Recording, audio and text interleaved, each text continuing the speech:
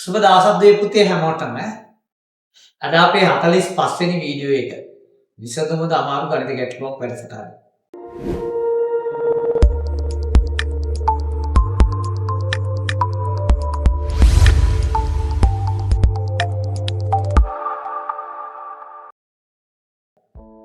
අද අපි දූල පුතාලට අරගෙන ඇවිල්ලා තියෙන්නේ ටිකක් විශේෂ ගැටලුවක්.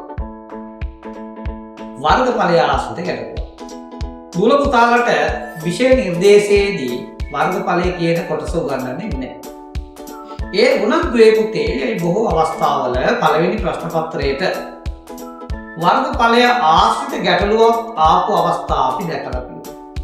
ඒ නිසා ඒ වගේ ගැටලුවක් ආවොත් දූල පුතාලා මේක විසඳන්නේ කොහොමද කියන එක ලොකු ගැටලුවක් වෙනවා. ඒ නිසා තමයි මෙන්න මේ වගේ ගැටලුවකුත් දූල පුතාලට කියලා දෙන්නේ. එතකොට කොයි වගේ ගැටලුවක් ආවත් දූල පුතාලට ඒක ගැටලුවක් වෙන්නේ නැහැ. ඕනම ගැටලුවක් විසඳ ගන්න පුළුවන්කම ලැබෙනවා. හොඳයි බලමු අද මොකද්ද මේ ගැටලුව කියලා. මේක වර්ගඵලය ආශ්‍රිත ගැටලුවක් කියලා මම මුලින්ම කිව්වා. එහෙමනම් දූල පුතාලා කල්පනා කරනවා ඇති මොකද්ද මේ වර්ගඵලය කියලා. මේ වචනේ තේරුම දැනගන්න ඉන්නත් එපා නේද පුතේ. වර්ගඵලය කියන්නේ පුතේ යම්කිසි වස්තුවක මතු පිට ඇති ප්‍රමාණය. යම්කිසි වස්තුවක මතු පිට ඇති ප්‍රමාණය. නැත්නම් යම්කිසි හැඩතලයක මතු පිට ඇති ප්‍රමාණය. මෙන්න මේකට තමයි අපි වර්ගඵලය කියලා කියන්නේ. මේක හොයන්නේ කොහොමද කියලා දන්නවද? සාමාන්‍ය චතුරස්‍රාකාර මතු පිටක් නම් දිගෙන් පළල ගුණ කරපුවාම අපිට ඒකේ වර්ගඵලය එනවා. කොහොමද? දිග ගුණ කරනවා පළල. එතකොට අපිට ඒකේ වර්ගඵලය එනවා. බලමු එහෙනම් දූල පුතාලා අපි හැමෝම මොකද්ද මේ ගැටලුව කොහොමද අපි මේක විසඳගන්නේ කියලා try. අපිට කියනවා මෙන්න මෙහෙම පුතේ මීටර 8ක් දිග මීටර 6ක් පළල කුඹුරකින් අන්න.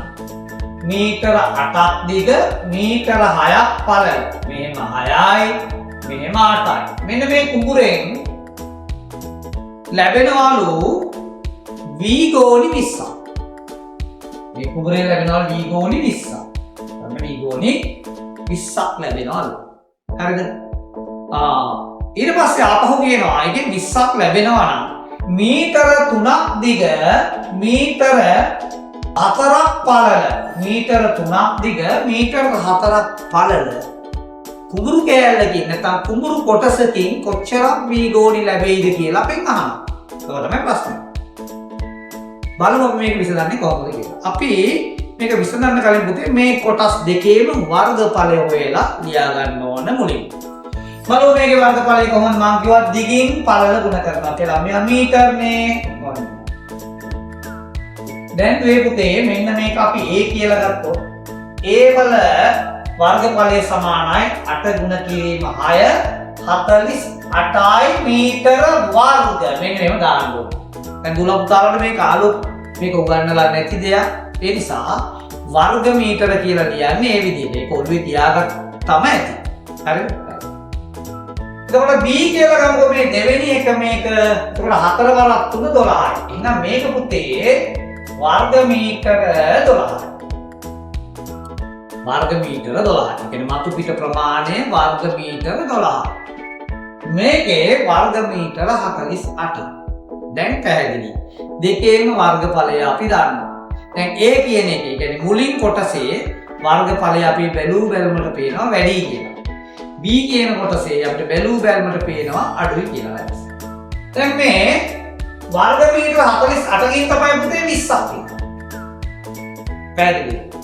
එහෙනම් අපෙන් අහනවා වර්ග මීටර 12කින් එහෙනම් කොච්චරක් ලැබෙයිද කියලා. මෙන්න මෙච්චරක් විශාල කුඹුරු ඉඩමකින් b ගෝණි 20ක් ලැබෙනවා. එහෙනම් මෙන්න මේ වගේ එකකින් කොච්චරක්ද ලැබෙන්නේ කියලා බලමු. දැන් බලන්න මේක වගේ කී ගුණයක් මේක තියෙනවා. 48 ඇතුළ 12 ඒවා කීයක් දාන්න පුළුවන්. එහෙම නැත්නම් 48 හැදිලා තියෙන්නේ 12 ඒවා කීයකින්ද? දන්නා 12 ඒවා මේ බලන්න. 12 ඒවා 4කින් තමයි 48 හැදිලා තියෙන්නේ. මේ 12 ඒවා 4කින් මේ 48න් තමයි කොච්චරක්ද ලැබෙන්නේ v ගෝණි 20ක්. එහෙනම් 12ක කොච්චරක්ද කියලා බලන්න. මොකද කරන්නේ? මෙතන කෑලි 4ක් තියෙනවනේ නේද? 20 බෙදනවා 4ෙන්. 20 බෙදනවා කීයෙන්ද? 4යි. 24න් බෙදුවම පුතේ දන්නවා කීයද? 5යි. පිළිතුර 5යි.